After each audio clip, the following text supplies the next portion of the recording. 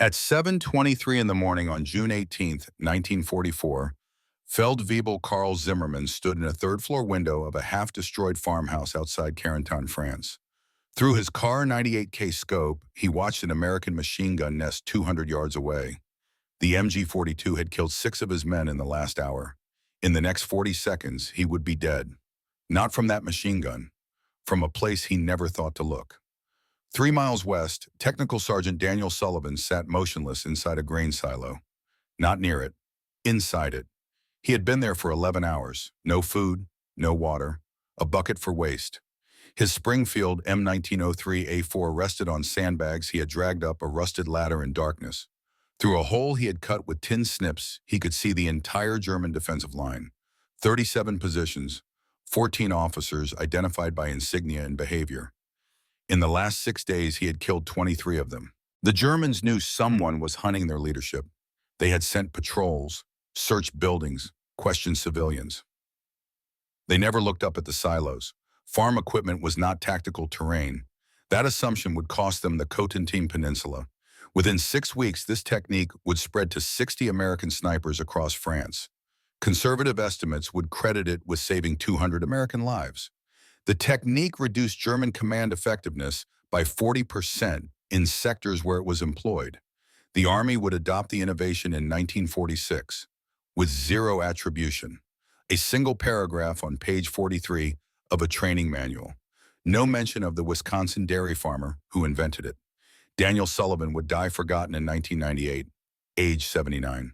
A headstone that said nothing about the war, nothing about the 28 officers he killed. Nothing about the 200 men who went home because he understood silos better than West Point understood tactics.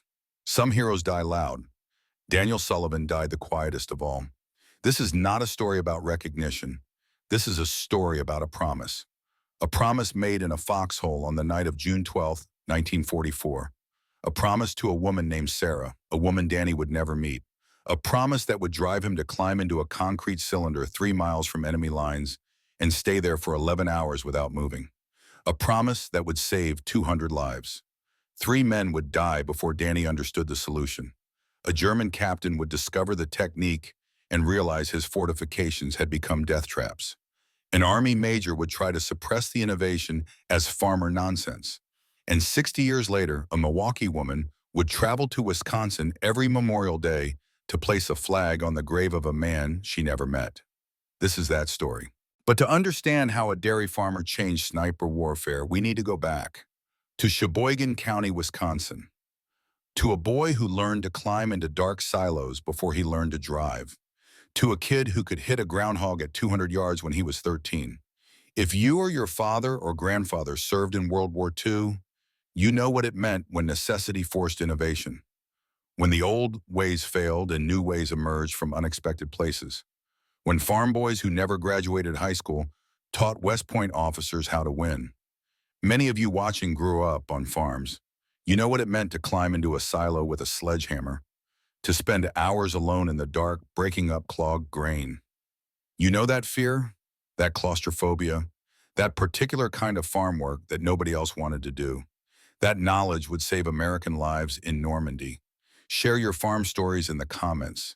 Tell us about the hard jobs you did, the skills you learned. Hit that subscribe button. Because there is more to this story than the Army ever documented. Much more. Daniel Sullivan grew up in Sheboygan County, Wisconsin. His father owned 80 acres of dairy land, bought it in 1922 with money saved from 10 years of factory work, built it into a working operation through depression and drought and every hardship rural Wisconsin could deliver. Danny was born in 1919, second of 5 sons, which meant he did the work nobody else wanted. Mucking stalls at 4 in the morning, repairing fence line in January cold that froze your fingers through gloves, and climbing into silos to break up clogged grain. That last job was the one everyone hated. Silos were 40 feet tall, concrete cylinders filled with fermenting corn and hay. When the silage compacted wrong, someone had to climb up, drop inside through a narrow hatch, spend hours in darkness with a sledgehammer breaking up blockages. It was claustrophobic, dangerous. The kind of work that could kill you if the grain shifted wrong, if you slipped, if the fumes overcame you. Danny did it without complaint. By age 12, he had spent more hours inside silos than most men spend in a lifetime. He knew every sound, every smell, every danger. He learned to move carefully, to position himself precisely, to work in darkness with nothing but feel and instinct. He learned patience, the kind that came from spending 6 hours alone in a concrete tube breaking up silage while your brothers did easier work outside. He also learned to shoot. His uncle owned a farm 15 miles east, had problems with groundhogs, pests that dug holes cattle could step in, break legs, ruin pasture. The uncle paid a nickel per tail. Danny was 13 when he shot his first groundhog at 200 yards. His uncle made him walk the distance. Pace it off, prove it.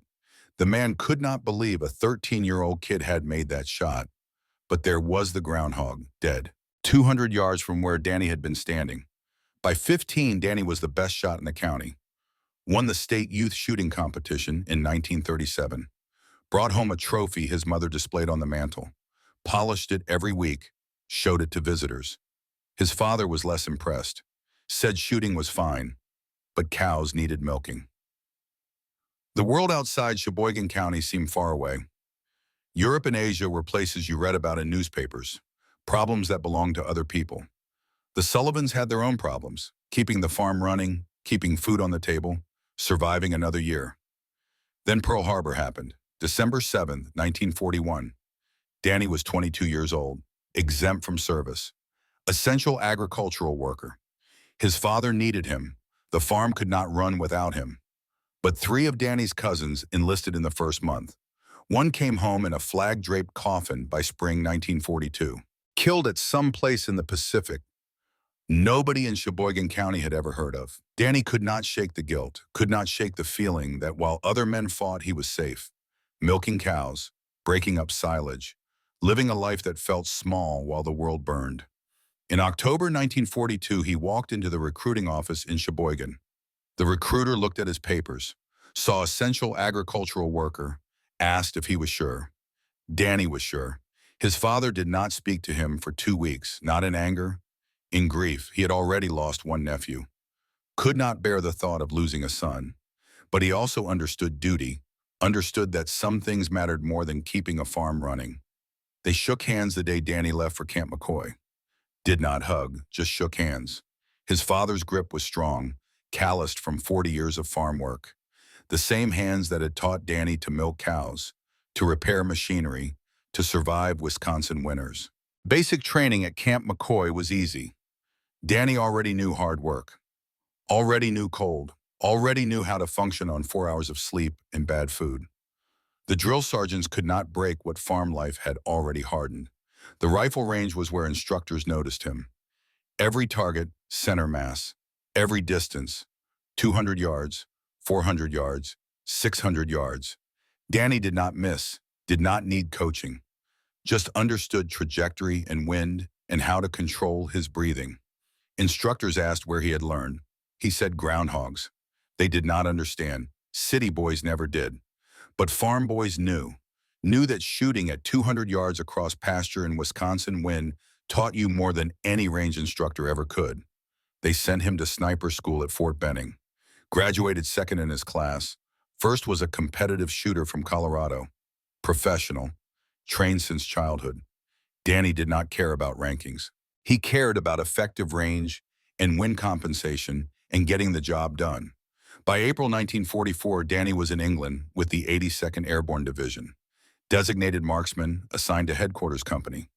Most snipers worked in pairs. Danny preferred alone. He had spent too much time in silos to need conversation. The problem started on D-Day +7, June 13, 1944. The 82nd was pushing toward Carentan. German resistance was coordinated, professional, lethal, machine gun nests supported by mortar teams, supported by sniper overwatch. The Americans advanced. The Germans killed them, not randomly, systematically. Radio men first, officers second, anyone giving orders third. It was execution by sniper fire from positions nobody could see.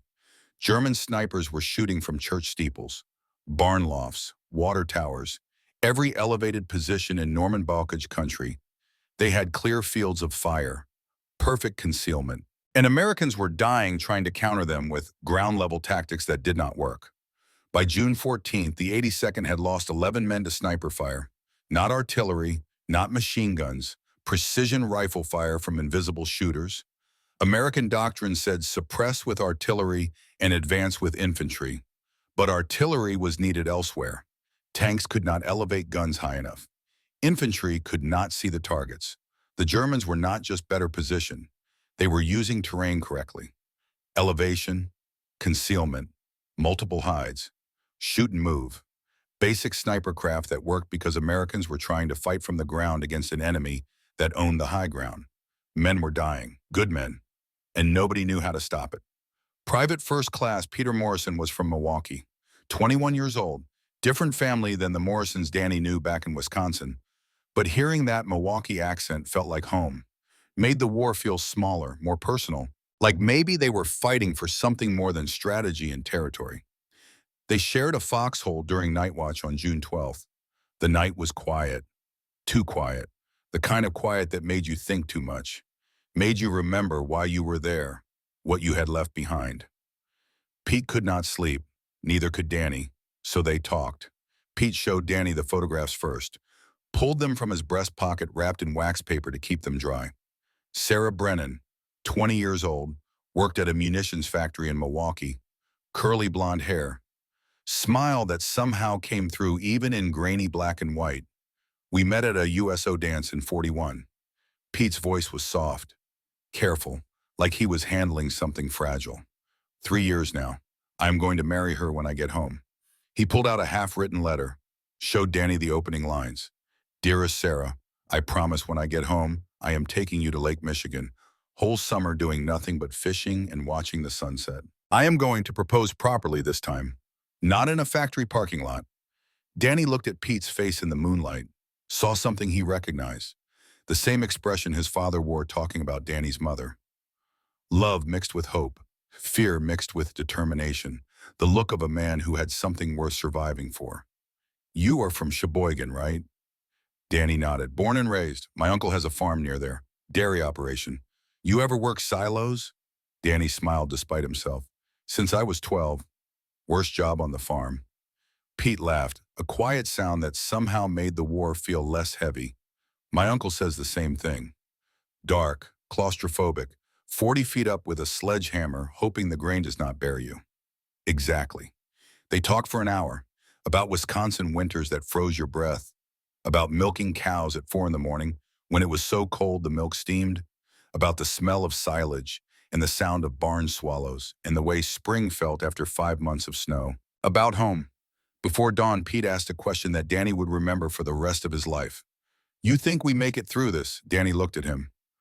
Thought about the 11 men already dead, about German snipers in church steeples, about how many more would die before Carentan fell. You have Sarah waiting. You will make it. Pete pulled out Sarah's photograph again, studied it like he was memorizing details he might forget. Then he looked at Danny. If something goes wrong, you write her. Tell her I tried to come home.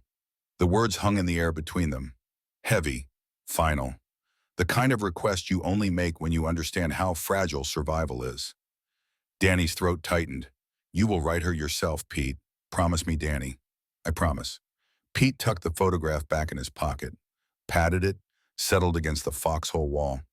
They sat in silence until dawn, not talking, just two Wisconsin boys a long way from home, waiting for a war that did not care about promises or photographs, or girls in Milwaukee who deserved better than telegrams.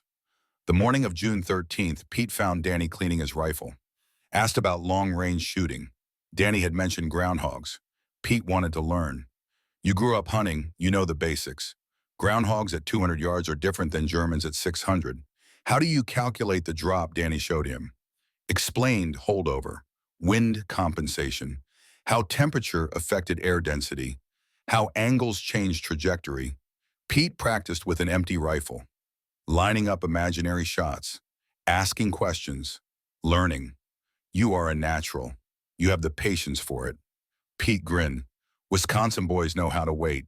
We wait for cows to cooperate. We wait for weather to change. We can wait for the right shot. They talked for an hour about tactics, about survival, about what they would do after the war. Pete talked about Sarah, about proposing at Lake Michigan, about building a life that had nothing to do with foxholes and fear. Danny talked less, but he listened, and he thought about how many good men were not going to make it home, how many Sarahs would wait for men who would never return, how many promises would die in French dirt.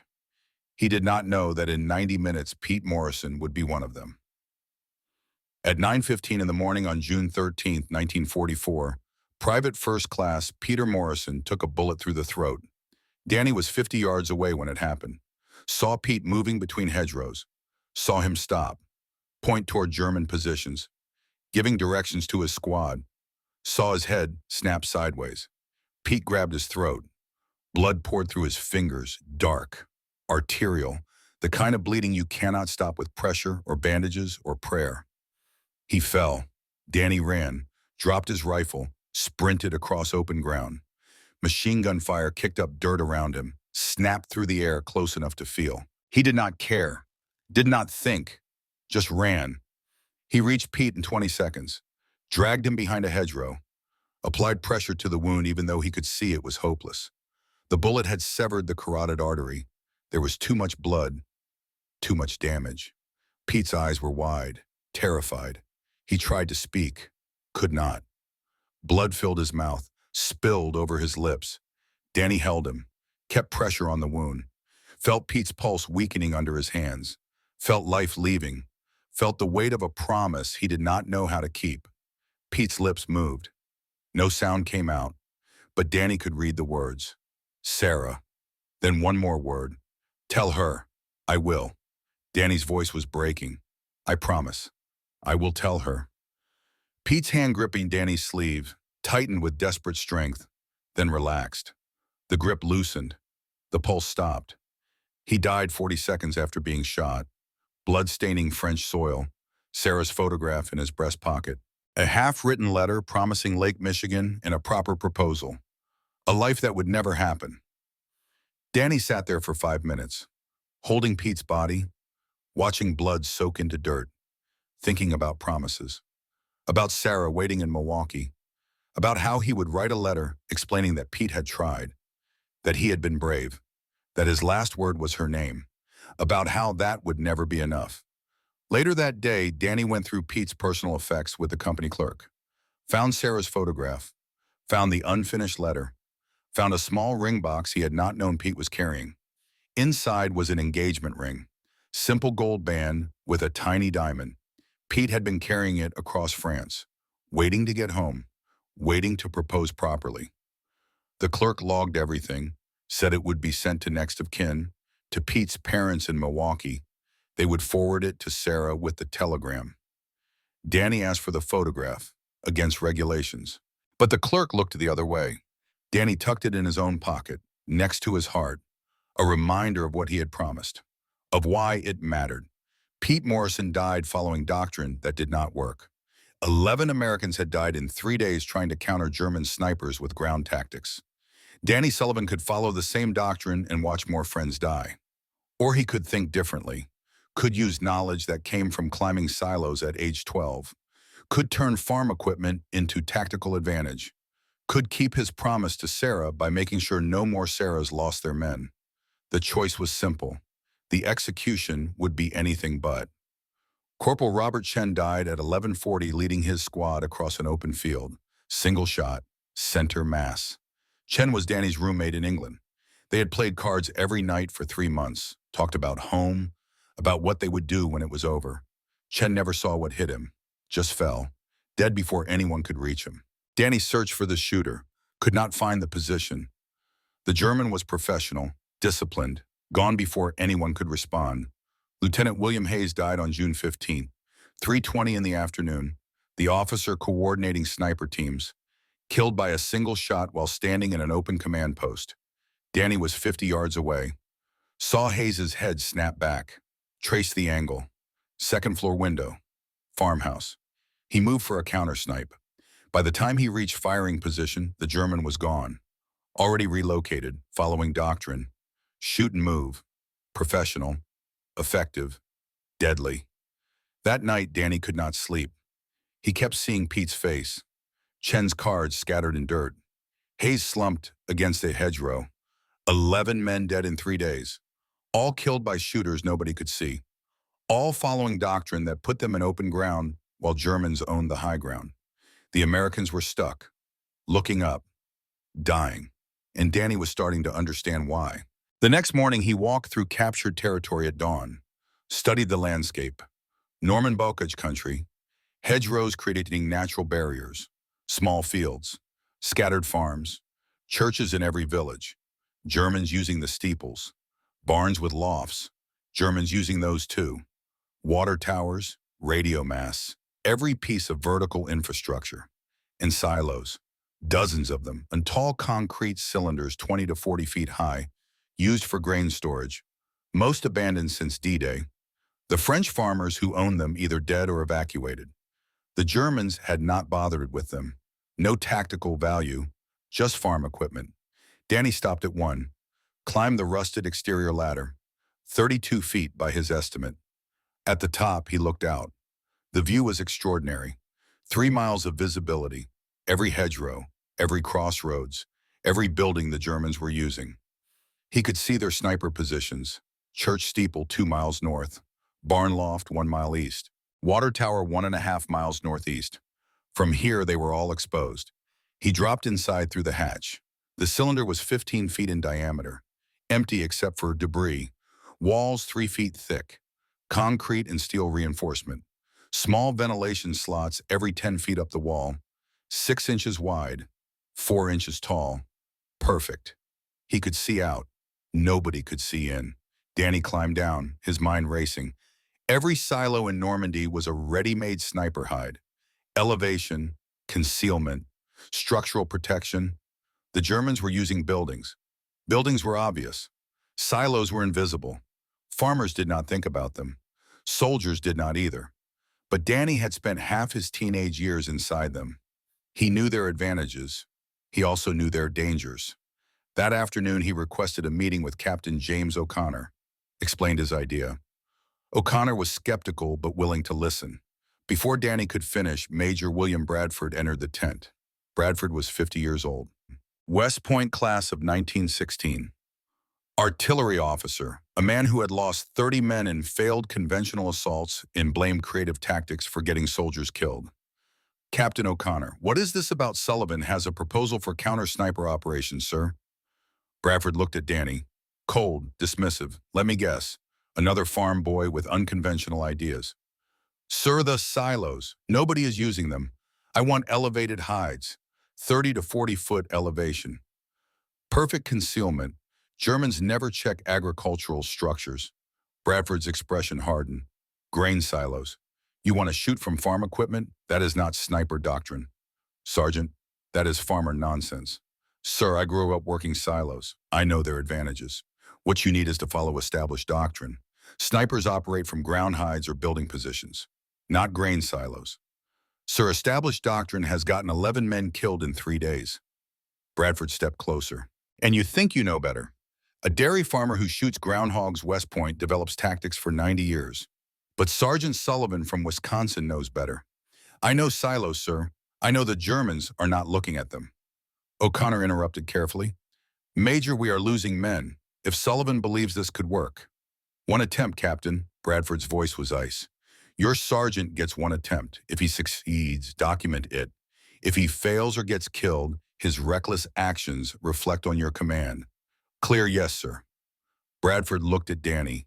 You have until tomorrow morning. Find your silo. Set up your position. When you fail, we do this properly. Dismissed. After Bradford left, O'Connor spoke quietly. He lost a brother at Kasserine Pass, unconventional tactics. Makes him cautious. I understand, sir. You do this, you are on your own. No support, no backup. Understood, sir. You shoot an officer, they will hunt you. Danny nodded. Let them look. He walked back to his position. Less than 24 hours to prove that farm knowledge could beat military doctrine. 24 hours to start keeping his promise to Sarah Morrison. 24 hours to show that sometimes the difference between life and death is knowing which ladder to climb. He pulled Pete's photograph from his pocket, looked at Sarah's smile. Thought about Lake Michigan, about proposals that would never happen, about 200 other men who deserved to go home. Daniel Sullivan had 11 hours until darkness. 11 hours to prepare. Then he would climb into a concrete cylinder 3 miles from enemy lines and stay there motionless for as long as it took. He had ammunition, he had position, he had patience learned from spending hours alone in Wisconsin silos breaking up grain, and he had a promise to keep. Sometimes you cannot save everyone, but you can save someone, and that has to be enough. June 16th, afternoon. Danny scouted positions with the right bearing from strong point 7. He needed elevation advantage and a clear line to the beam gap. Most importantly, he needed a silo the Germans had ignored. He found one 2 miles from German lines. Abandoned farm, no movement, no lights. The French family who had worked this land was either dead or evacuated. The silo stood alone against the sky, concrete cylinder 38 feet tall, darker than the landscape around it. Danny climbed up with his rifle to practice. The angle was steep, 42 degrees down, changed everything about holdover calculations. Bullet drop behaved differently at extreme angles. Physics worked the same, but the math was new. He fired test rounds into empty fields, adjusted his scope, learned how the downward trajectory affected point of aim. The ventilation slots were too narrow for comfort. He used 10 snips to widen one. 6 inches became 10 inches, just enough room for his scope and barrel. The metal shrieked as he cut. He stopped every few seconds, listened. The sound carried too far in the quiet countryside. The interior was sweltering. June's sun heated the concrete like an oven. Danny sweated through his uniform in an hour. He would need water, lots of it. He would need food that would not spoil in the heat. He would need a waste solution because once he was in position, he could not move for hours, maybe days. He would need to stay perfectly still. No movement, no noise, no mistakes. One sound and the Germans would find him. One glimpse of movement through that ventilation slot and he was dead. That evening, Danny packed his gear in darkness.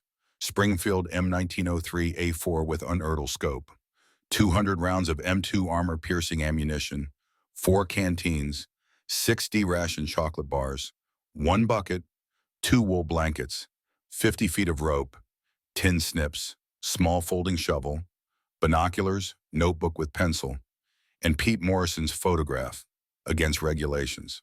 But he needed it there, a reminder of why 3 inches of ventilation slot mattered, why staying motionless for 11 hours mattered, why this had to work. June 17th, 9:45 at night, Danny moved through Allied lines, told the sentries he was on a long-range patrol. They did not question it. Snipers operated independently, moved alone, came back when the job was done or did not come back at all.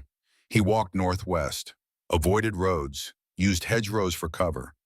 The moon was a sliver, barely enough light to see. German patrols were active at night. He heard voices twice. Froze in place, barely breathing. They passed within 20 yards. Never saw him. The silo was 3.5 miles from American lines, 2 miles from German positions. Danny approached from the south, moved slowly, checked for mines. The ground was clear, but that meant nothing. One wrong step, and he would be scattered across French farmland in pieces too small to identify. The silo loomed above him, darker than the night sky. Silent, waiting. The exterior ladder was covered in rust. Each rung groaned under his weight. Metal flaked off under his hands, left orange stains on his palms. He moved slowly, tested each step before committing his full weight. 38 feet up, a single slip meant death. No safety equipment, no backup, just rusted metal and a long fall onto concrete. At the top, the hatch was stuck. Rust had welded it shut over months of abandonment. He worked it with the shovel handle. Metal on metal, the sound was too loud. Echoed across the empty fields. He stopped, listened. Nothing. Tried again. The hatch gave with a screech that made him wince. He lifted it 6 inches, looked inside. Darkness, complete and total. He could not see the bottom, could not see anything. Just black emptiness that could hide anything. He dropped his pack through, heard it thud below, softer than expected. Maybe debris had cushioned the fall. Maybe the bottom was closer than he thought. He would find out soon enough. Danny climbed in, lowered himself through the hatch, hung from the edge, dropped, fell 6 feet, hit hard. His knees buckled. He rolled, came up in darkness so complete he could not see his own hands. The interior was cooler than outside. Concrete held the day's heat but released it slowly through the night. His eyes adjusted. Moonlight through the ventilation slots created thin bars of silver across the curved walls. Not much, but enough. He set up in the northeast quadrant, 32 feet up from the bottom, 2 ventilation slots available at that height. He widened the upper one with tin snips. The metal shrieked with each cut. He stopped every few snips, listened. His hands cramped. The rebar reinforcement in the concrete would not cut. He worked around it, 20 minutes of cutting. His hands were bleeding by the time he finished. The slot was now 12 inches wide, 8 inches tall. Enough to see through, enough to shoot through, not enough to be visible from the outside unless someone knew exactly where to look. He arranged sandbags as a rifle rest, 4 bags he had carried in his pack, positioned them carefully. The angle was severe, 42 degrees down. He would have to brace differently than any position he had ever trained for. He practiced, lay prone, too awkward. The angle was wrong. Sat up, better. Knelt, best. His knees would hate him by tomorrow. But the position was stable. He could hold it. He could shoot from it. Danny unrolled the blankets, one for padding beneath him, one for warmth later. June in Normandy was mild during the day, but nights got cold at elevation. He positioned the bucket in the corner, farthest from his shooting position. Small dignity. He arranged the D rations, the canteens, the ammunition, everything within arm's reach. He would not stand for 12 hours minimum. At 1:15 in the morning, he settled into position. Scope to eye, swept the landscape. Darkness revealed nothing yet.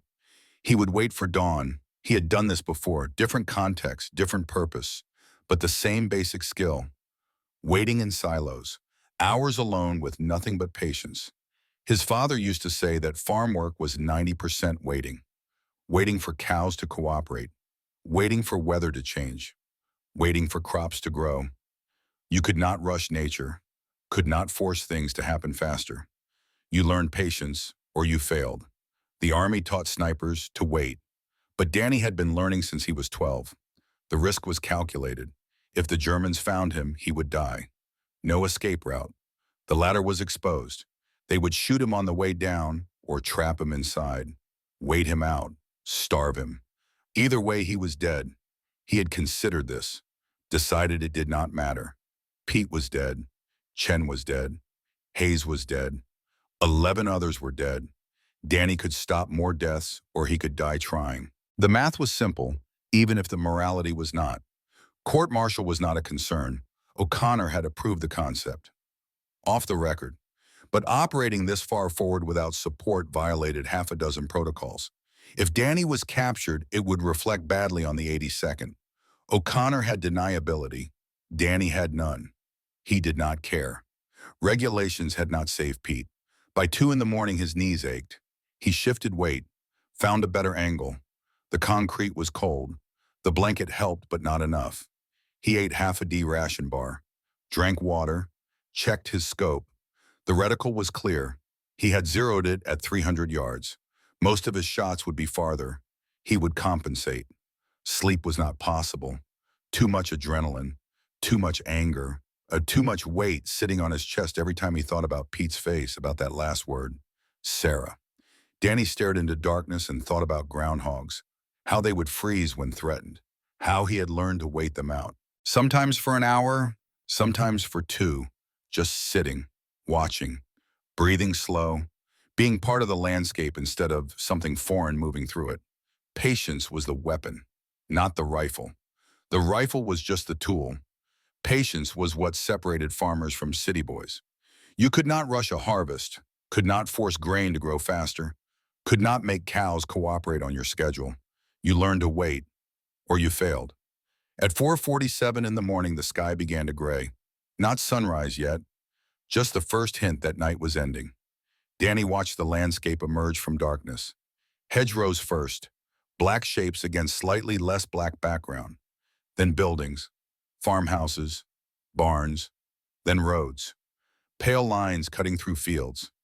By 5:30, he could see German positions.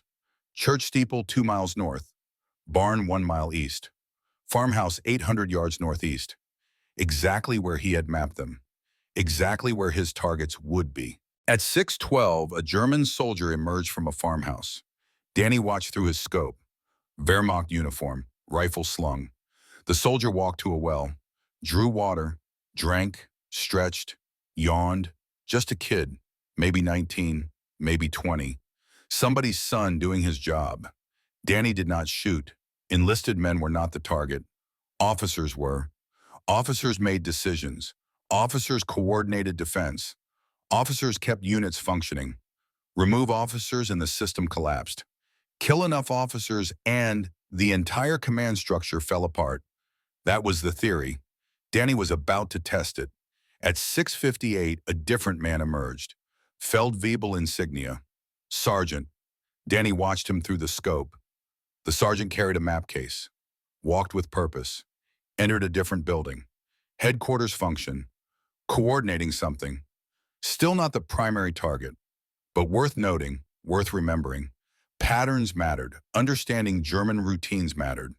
Knowing where officers would appear mattered. Danny waited. Patience. At 7:19 in the morning, Lieutenant Friedrich Weber stepped out of the church.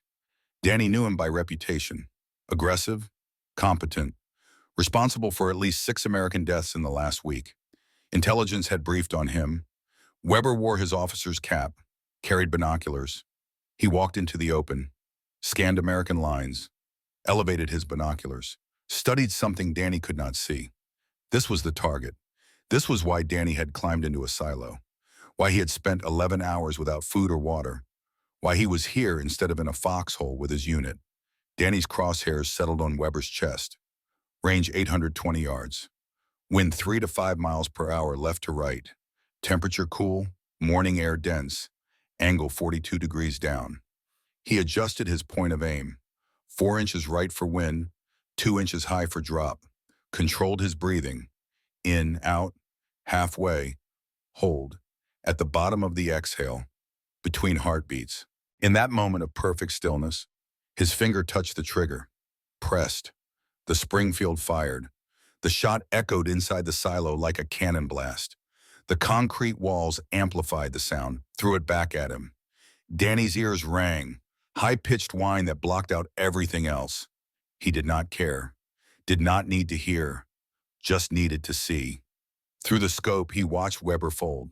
The German officer grabbed his chest, fell backward. 2 soldiers rushed to him, tried to drag him to cover. Too late. Danny had seen the way Weber fell, had seen enough men die to know what death looked like. The M2 round had punched through Weber's sternum and out his back, probably hit the spine on the way through. Weber was dead before he hit the ground. Danny cycled the bolt, ejected the casing, caught it in his hand. No evidence. He would carry every casing out with him, leave nothing behind. He settled back into position, waited. The Germans would react.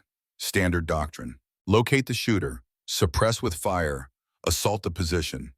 But they did not know where to look. American lines were 900 yards south. Weber had been shot from the east. Different angle entirely. At 7:45, German activity increased. Soldiers moved between buildings. Cautious now. Weber's death had created confusion. Officers emerged, briefed together, retreated inside. They were trying to coordinate a response, trying to understand what had happened, trying to locate a shooter who should not exist. They searched eastern buildings, sent patrols through hedgerows, checked farmhouses, barns, a church, never looked at the silos. Farm equipment was not tactical terrain. That assumption was about to kill 27 more officers. At 8:33, Hauptmann Ernst Richter exited a stone farmhouse. Danny recognized the insignia through his scope. Captain, Wehrmacht, senior enough to matter. Richter carried a radio handset, coordinating with higher command, reporting Weber's death, requesting artillery support or air reconnaissance, trying to solve a problem he did not understand. Danny waited. Richter moved into the open, held the handset to his ear, listening to someone, nodding, giving orders Danny could not hear. Range 1,040 yards. Wind 5 miles per hour quartering. Temperature rising, angle 38 degrees down. Danny adjusted, 6 inches right, 3 inches high. Breathed, fired. The Springfield barked. Richter dropped the handset, clutched his throat, went down hard. Radio chatter would be frantic now. 2 officers down, unknown shooter, unknown position, panic spreading through German ranks like fire through dry grass. 2 kills, 94 minutes. Danny cycled the bolt.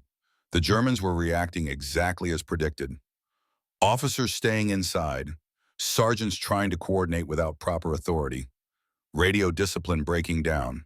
The command structure was fracturing. At 9:15, Feldwebel Karl Zimmermann appeared in a third-floor window, machine gun position. Danny had seen Zimmermann before. Aggressive sergeant, effective, responsible for multiple American casualties. Zimmermann leaned forward, pointed toward American lines, gave orders to someone Danny could not see. Range 780 yards. Wind 4 miles per hour left to right. Angle 44 degrees down. Danny adjusted. 3 inches right, 1 inch high. Fired. Zimmerman's head snapped back. The sergeant disappeared from the window.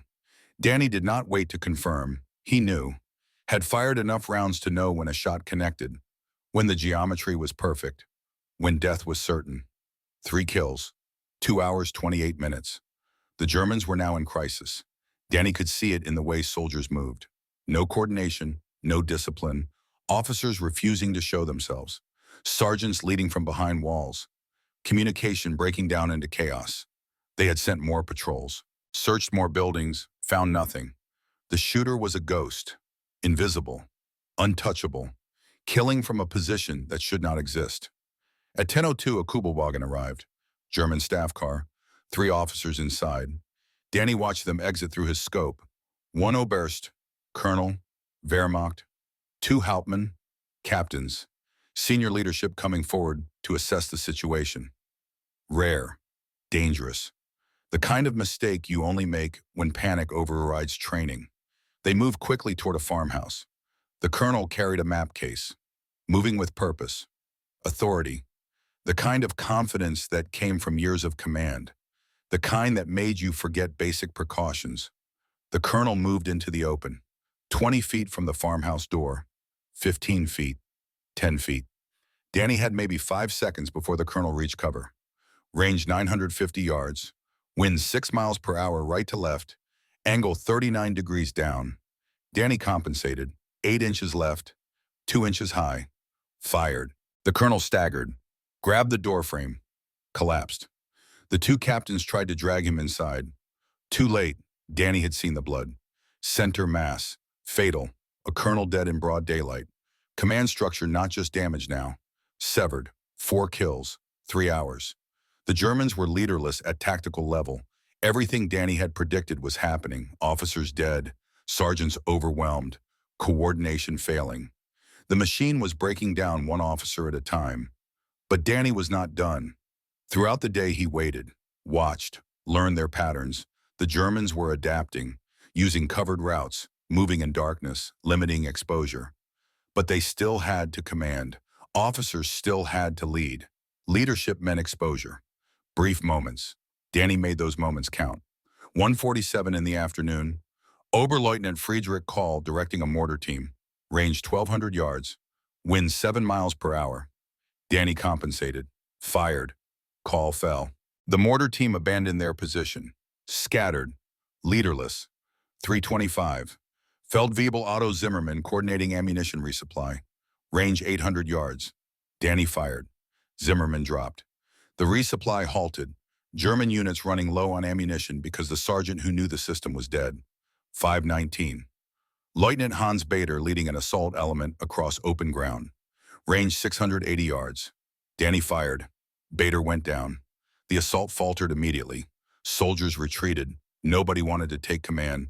Nobody wanted to be the next officer killed by a shooter they could not see. 7 kills. 1 day. Danny's knees screamed. His back ached.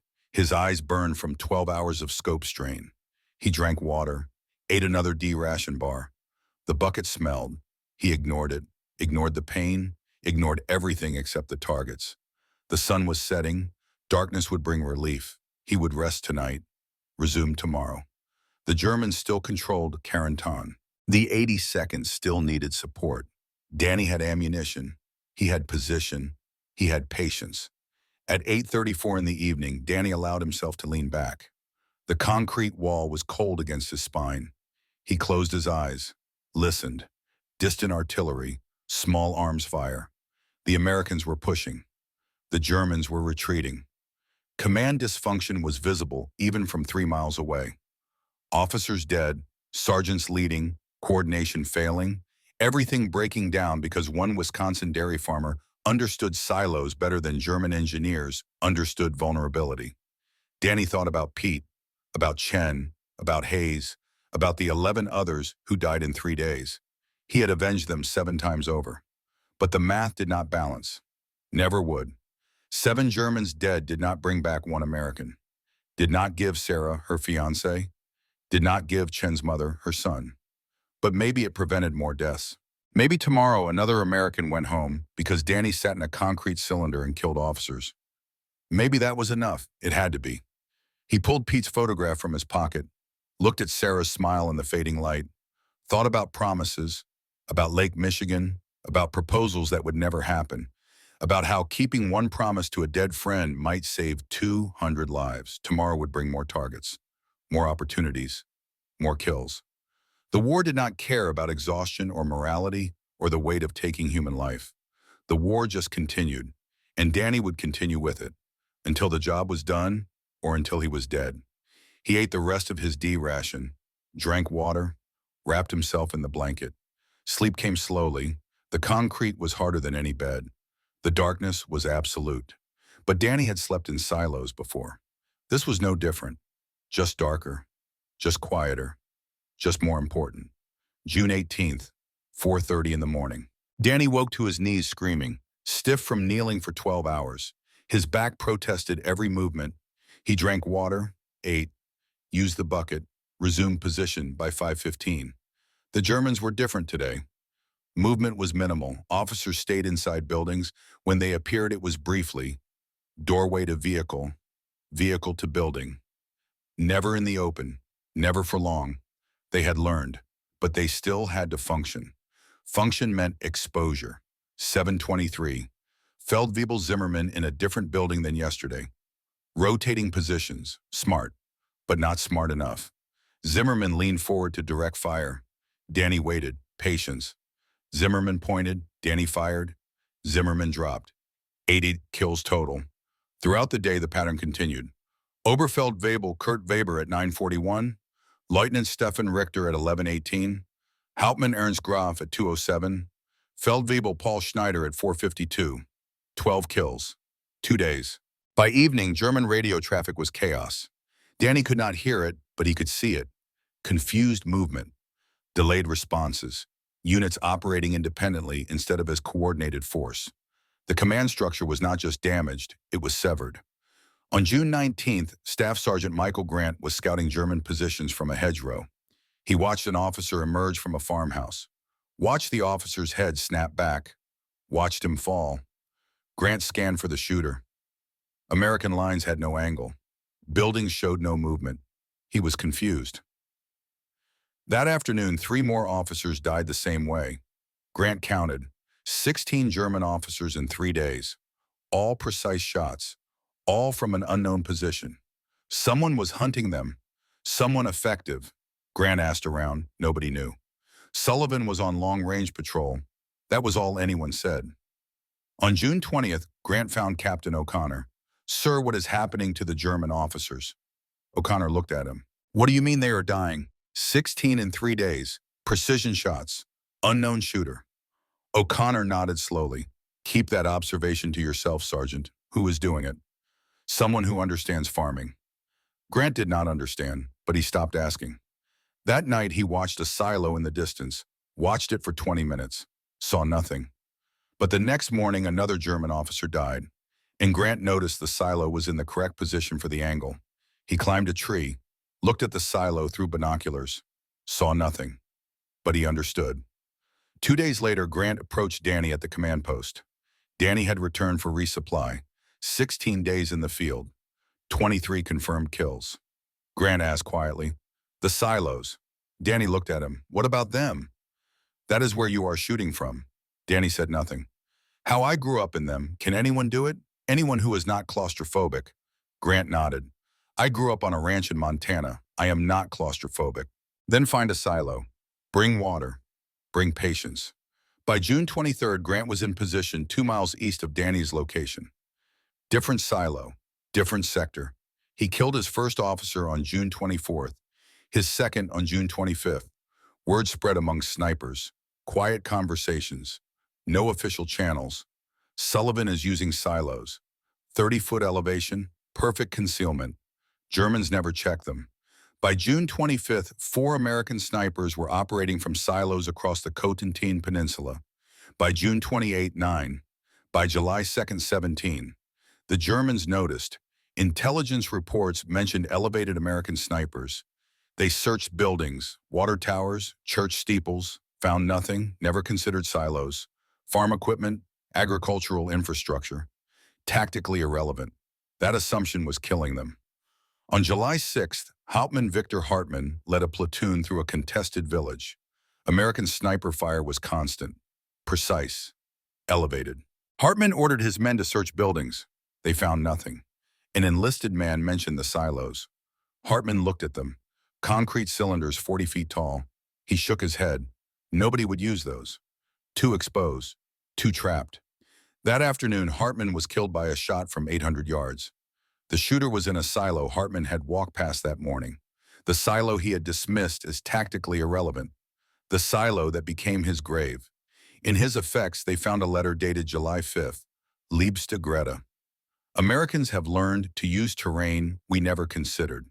They shoot not from buildings we expect, but from farm structures we ignore. They think like farmers, not soldiers. That may be why they are winning. Kiss Klaus for me. Tell him his father thinks of him every day. Victor. Greta and Klaus Hartmann survived the war, moved to Hamburg. Klaus became an engineer.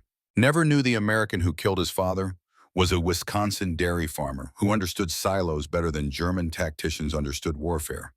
The technique that Major Bradford had tried to suppress as farmer nonsense was spreading like wildfire through American forces, and every successful shot was another nail in the coffin of doctrine that said snipers belonged on the ground.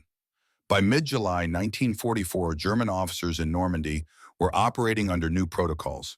Never appear in open terrain, never elevate above ground level, never stand still.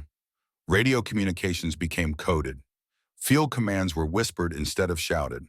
Wehrmacht tactical effectiveness degraded not from American firepower, but from American patience. From farmers who understood elevation and agriculture better than generals understood tactics.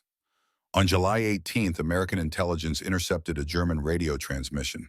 The translation read, American snipers operating from farm structures, possibly grain storage. Advise extreme caution within 2 kilometers of silos. Recommend immediate tactical review. The intelligence officer who read it was confused. Grain storage. He filed the report. Did not distribute it. The information seemed absurd. Nobody fought wars from grain silos. But American snipers knew better. Word spread through quiet conversations. Whispered exchanges in foxholes.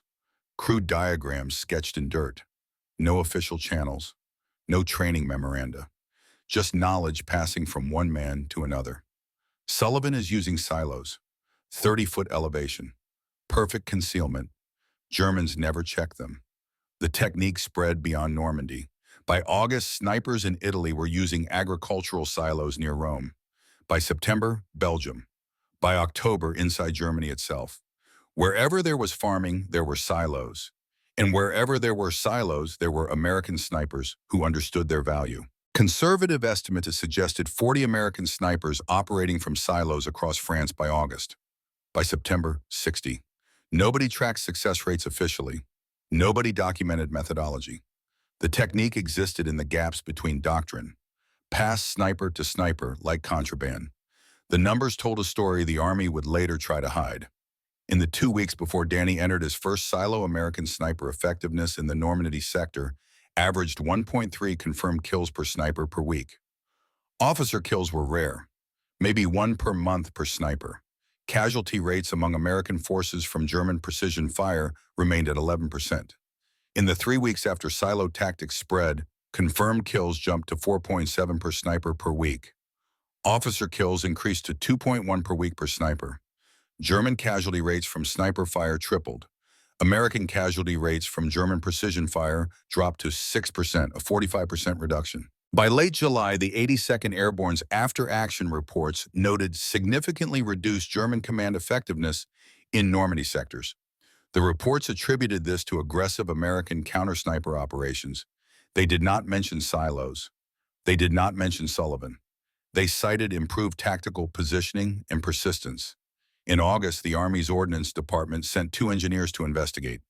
They interviewed snipers, examined positions, climbed silos themselves.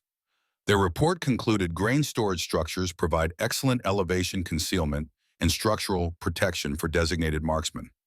Recommend assessment of similar structures in other theaters. The report sat on a desk in Washington for 7 weeks. Nobody prioritized farm infrastructure. The war was mobile now. France was liberated. Germany was next. Silos were yesterday's innovation. The engineers who wrote the report were reassigned.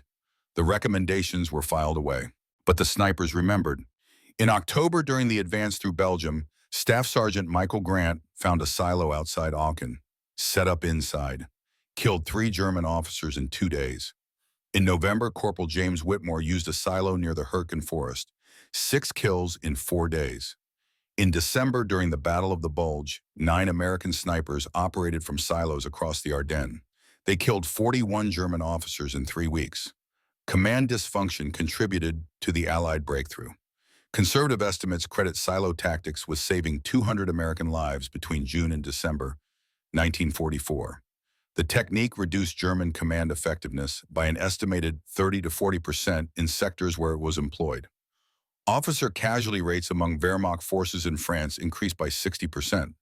These numbers came from a post-war analysis conducted in 1947 by Army historians. The report was classified. Remained classified until 1982. The official record credited improved sniper training and equipment. No mention of Sullivan, no mention of silos, no mention of farmers who understood agriculture better than tactics. In January 1946, the Army revised its sniper doctrine. New Manual FM 2310 Sniper Training and Employment. Section 7 covered non-traditional elevated positions. It mentioned water towers, radio masts, industrial structures. In a single paragraph on page 43, it referenced agricultural storage facilities as potentially useful in rural environments. No attribution, no history, no acknowledgement of where the technique came from or who developed it. Just doctrine, as if innovation sprouted from nowhere, as if rifles modified themselves, as if genius needed no inventor. The United States Army adopted Daniel Sullivan's innovation, taught it to every sniper division in Europe, saved 200 American lives using his farm knowledge, and wrote his name out of history with the same pen that signed the training manual. The technique existed, the inventor did not. That is how institutions handle inconvenient genius from Wisconsin dairy farmers who never graduated West Point. Danny survived the war. He was in Germany when it ended. May 8, 1945. He had killed 28 German officers across 11 months, never wounded, never captured. He felt nothing about victory, just awareness that he had survived when so many had not. Pete was still dead. Chen was still dead. Hayes was still dead. But 200 other men went home. That was enough. It had to be. He returned to Wisconsin in August 1945, took a bus from New York. His father met him at the station in Sheboygan. They shook hands, did not hug. His father asked if he was ready to work. Danny said yes. They drove back to the farm in silence. The same 80 acres, the same barns, the same silos Danny had climbed into as a boy. Everything looked smaller than he remembered. Or maybe the war had made him bigger, changed his perspective, made farm problems seem manageable after watching men die. He married in 1947, Margaret Walsh. They met at church. She was 24, worked at the county hospital, had seen enough wounded soldiers to know what war did to men. She did not ask about combat. Danny did not volunteer. They built something new together, something that looked forward instead of back. They had 3 children, Thomas in 1948, Sarah in 1951, Michael in 1954. Danny taught them about farming, about hard work, about patience. He taught them to shoot, took them to his uncle's farm, let them try for groundhogs at 200 yards. He never mentioned why he understood shooting better than most people, never mentioned Strong Point 7 or Pete Morrison or 200 lives saved. When his son Thomas asked at age 15 what Danny had done in the war, Danny was under a tractor changing oil. Sniper. Did my job. Came home. Did you do anything important? Danny slid out from under the tractor, looked at his son, saw a kid who wanted his father to be a hero, who wanted stories about bravery and medals and glory. Everyone did something important. That is why we won. Hand me that wrench. Thomas never asked again. Danny worked the Navy Yard for 32 years, became the best crane operator in Sheboygan County. Co-workers noticed he saw stress points in weight distribution that others missed, could calculate loads in his head faster than engineers with slide rules, like he could see through steel, understanding where structures would fail before they failed. He retired in 1987, age 68, sold the farm to his youngest son, Michael, moved to a smaller house in town, spent his days reading, gardening, playing checkers at the community center with other retired farmers who had their own stories they did not tell. In 1963, a reporter from the Milwaukee Journal contacted him. Someone had mentioned his name in connection with Normandy sniping operations. The reporter wanted an interview, wanted to write a feature about local war heroes. Danny declined, said he had things to do. The reporter pushed, called back 3 times. Danny hung up each time. Eventually, the reporter gave up, found easier stories. Danny went back to his quiet life. In 1978, he attended a reunion of the 82nd Airborne, saw Michael Grant for the first time in 33 years. They talked for 2 hours. Grant thanked him, said the silo technique had saved his life in Belgium. Danny nodded, said he was glad. They never discussed it again. Danny's mother died in 1981. At the funeral, his old trophy was still on the mantle. State Youth Shooting Champion 1937. His daughter Sarah asked if she could keep it. Danny said yes, told her it was from before he knew what shooting meant, before he understood that hitting targets and taking lives were different skills entirely. In 1991, a military historian tracked him down. Dr. Elizabeth Chen wanted to interview him about silo tactics. Danny agreed. They talked for 3 hours in his living room. The historian took notes, asked about motivations, about technique development, about impact. Do you have any regrets? Danny was quiet for a long time. Then I regret the men I could not save. Pete Morrison, Bobby Chen, Lieutenant Hayes, the 11 others who died before I figured it out. If I had thought of silos 2 days earlier, maybe Pete makes it home. Maybe he proposes to Sarah at Lake Michigan. Maybe they have kids, grandkids, a life. What about the Germans you killed? They were soldiers, same as me, doing their so. I do not celebrate their deaths, but I do not regret them either. The math was simple. They die or more Americans die. I chose Americans. The interview ended. Dr. Chen thanked him, said she would publish her findings. Danny nodded, did not ask when or where. The historian left. Danny went back to his quiet life. The interview was published in an obscure military journal. Circulation maybe 300 copies. Danny never saw it. He died in 1998, July 12th, age 79. Heart failure. His 3 children were present, 80 grandchildren. Small funeral, family, and a few community center friends. No military honors. Danny had never applied. He was buried at Sheboygan Cemetery. Simple headstone. Daniel Sullivan, Texas Sergeant U.S. Army, 1919 to 1998. 82nd Airborne. Purple Heart. Nothing about innovation, nothing about silos, nothing about 200 lives. Just another veteran. Quiet. Forgotten. The obituary in the Sheboygan Press ran 140 words. Mentioned his work at the Navy Yard, his family, his love of fishing. One sentence said Daniel served with distinction in World War II, participating in campaigns across France and Germany. Nothing about Strong Point 7, nothing about the technique that changed sniper warfare. Just gray type at the bottom of page 7, forgotten by the next edition. In 2004, Dr. Elizabeth Chen was reviewing casualty records for expanded research. Found an entry for Private First Class Peter Morrison. Killed in action, June 13, 1944. Sheboygan County, Wisconsin. She cross-referenced with Danny Sullivan's interview notes from 1991.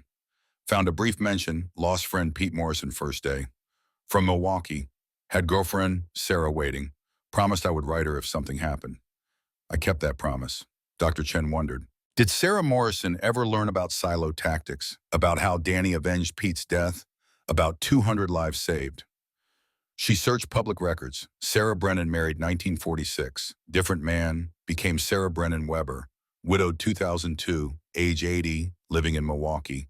Dr. Chen called in March 2004. Mrs. Brennan Weber, I am researching World War II sniper operations. Did you know Private Peter Morrison? Long pause. Pete was my fiancé. He died in France, June 1944. Did you know a soldier named Daniel Sullivan? He served with Pete. They were friends. Shared a foxhole the night before Pete died. Pete showed him your photograph. Talked about proposing at Lake Michigan. Sarah's voice broke. I never knew Pete had friends there. The telegram just said killed in action. His parents forwarded his things. The ring, my photograph, his unfinished letter. There is more, Mrs. Brennan Weber. The night before Pete died, he asked Sullivan to write you if something happened. To tell you he tried to come home. Did he write yes, May 1944? You should have received it. Sarah was quiet. I received a letter from Sergeant Sullivan. I thought it was standard condolence. I did not know they were friends. They talked about Wisconsin, about farms, about going home. Pete's death affected Sullivan deeply. He developed a sniper technique specifically to prevent more deaths like Pete's. The technique saved approximately 200 American lives. 200 lives because of Pete. Because Sullivan promised Pete he would tell you he tried, and he kept that promise by making sure 200 other men made it home to their Sarahs. I never remarried Dr. Chen. I dated, but nobody was Pete. I kept his ring, his photograph, his letter, for 60 years. Would you like to know more about Sergeant Sullivan? Yes. Please, I need to thank him. Dr. Chen paused. He died in 1998, 6 years ago. Heart failure, age 79. Sarah was silent for a long time. Where is he buried? In May 2004, Sarah Brennan Weber traveled to Wisconsin. First time she had left Milwaukee in 5 years. She was 80 years old, needed a cane. But she made the trip. Dr. Chen met her at Sheboygan Cemetery. They walked together to Danny's grave. Simple headstone. Daniel Sullivan, Tech Sergeant, U.S. Army, 1918 to 1998. 82nd Airborne. Purple Heart. Nothing about innovation. Nothing about silos. Nothing about 200 lives. Sarah stood there holding Pete's photograph. 60 years old, edges worn, image fading. But Pete's smile still visible. She thought about the letter Danny had sent in May 44, the letter she had read once and filed away. Standard condolence from a stranger. She wished she had known. Wished she had written back. Wished she had thanked him. She placed a small American flag at the headstone.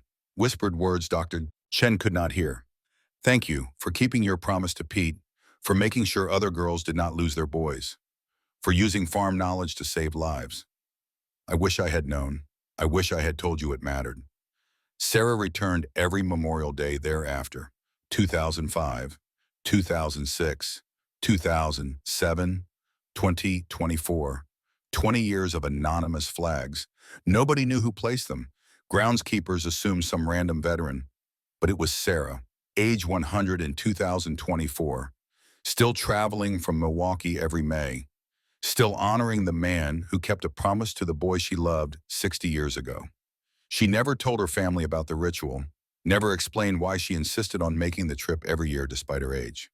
It was private, personal, a covenant between her and a man she never met.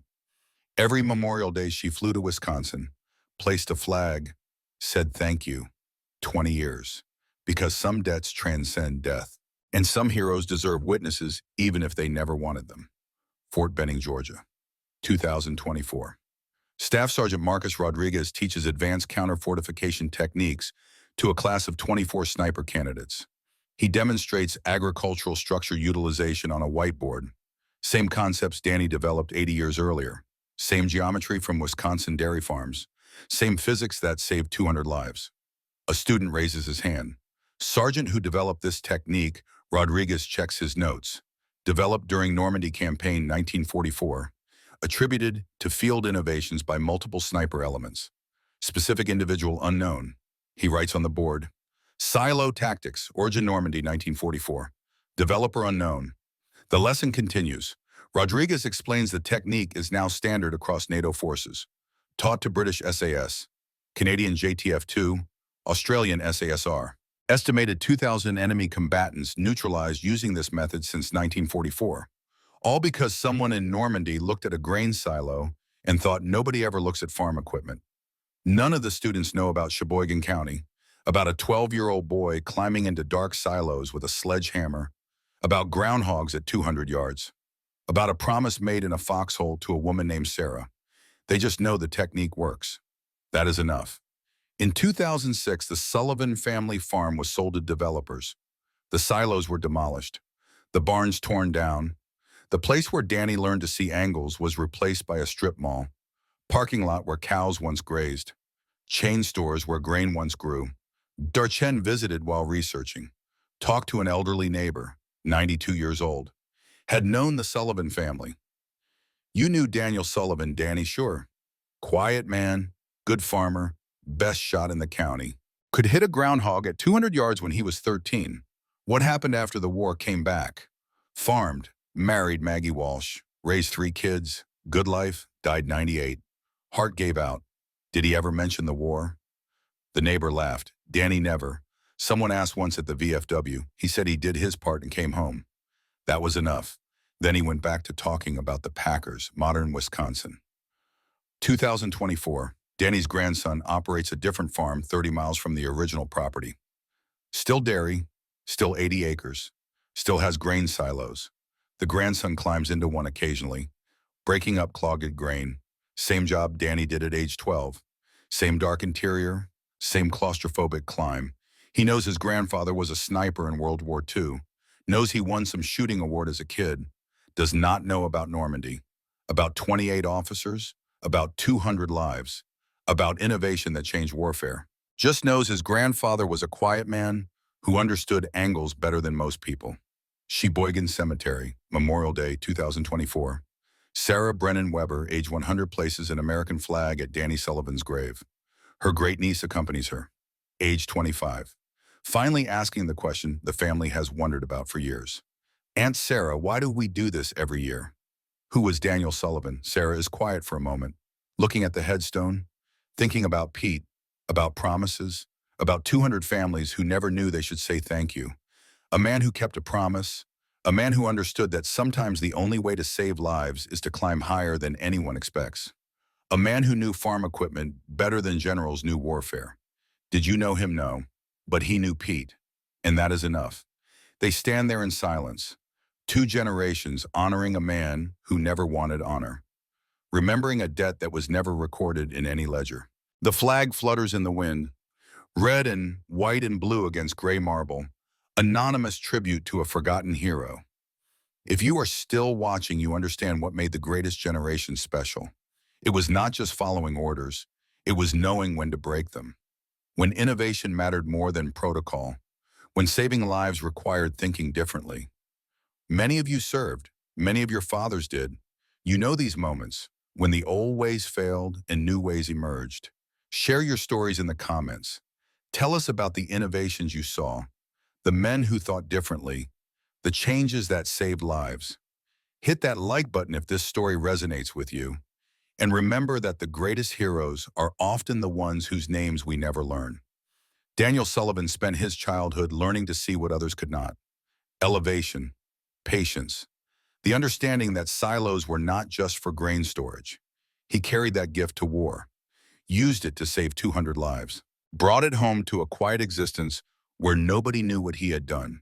That is how innovation actually happens. Not through committees, not through official channels, not through recognition ceremonies, through exhausted sergeants who have watched friends die, who cannot follow doctrine that does not work, who risk everything to attempt something nobody taught them, through dairy farmers who think like tacticians, who see concrete cylinders and calculate salvation, who break every rule and pay the price in silence. The modern army teaches silo tactics to every sniper. The technique exists in doctrine, in training manuals, in the muscle memory of soldiers across 31 countries. But the name of the man who invented it lost to history, like the man himself wanted. Private Peter Morrison never proposed to Sarah at Lake Michigan, but Sarah lived a full life honoring his memory, because Pete tried, and because Daniel Sullivan finished what Pete started. 200 men went home. 200 families did not receive telegrams. 200 lives saved by farm knowledge applied to warfare by a sergeant who just wanted Pete Morrison's girlfriend to know her boy had tried to come home. That is the only legacy Danny Sullivan ever wanted. Not medals, not recognition, not his name in history books, just men going home. Just Sarah's not losing their Petes. Just the quiet knowledge that understanding silos and having the courage to climb them saved 200 people from becoming names on telegrams. Some heroes die loud. Daniel Sullivan died the quietest of all, and 200 families never knew they should say thank you. The world sees straight lines. Daniel Sullivan saw angles. And somewhere right now, a 90-year-old man in Tulsa is alive because a German officer died before he could call artillery on an American position in June 1944. He does not know why he survived. Does not know about silos or deflection angles or a Wisconsin dairy farmer who broke every rule. He just knows he made it home, built a life, had children, grandchildren, great-grandchildren. That is the only legacy Danny Sullivan ever wanted. Thank you for staying with us through this story. Thank you for remembering these men, and thank you for understanding that the greatest heroes are often the ones whose names we never learn. Their sacrifice matters. Their innovation matters. Their quiet courage matters, even when nobody knows their names.